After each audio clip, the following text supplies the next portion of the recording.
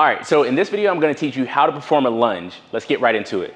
So there are many lunge variations. What I'm gonna teach you here is the forward lunge, the reverse lunge, and the walking lunge. Forward lunge, you wanna make sure that your feet are about a hip width apart. You're gonna step out, catch yourself, make sure your knee is traveling directly over your second toe and in that straight line here. From this position, you wanna drive through the heel back into place. Again, as you step forward, catch yourself, make sure that knee is traveling over the second toe, drive your heel back into position. You don't want your lower back to arch like this as you're performing the movement or be really far forward, hunched over, okay? So keep everything neutral as much as possible and drive through.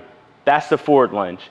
The reverse lunge, you just take your toe, step back into place, tap the ground with your knee, drive up through the front leg, in with your feet in place again.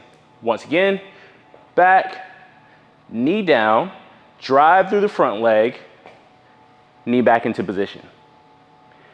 Walking lunge, foot down, drive through that lead leg. You can step back into place, or you can just complete a full walkthrough here.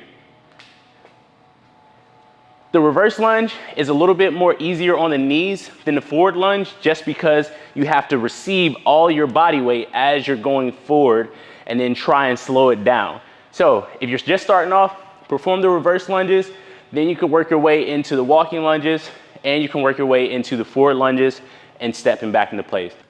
That's how you perform the lunges. Let me know if you have any questions in the comment section and see you in the next video. Boom.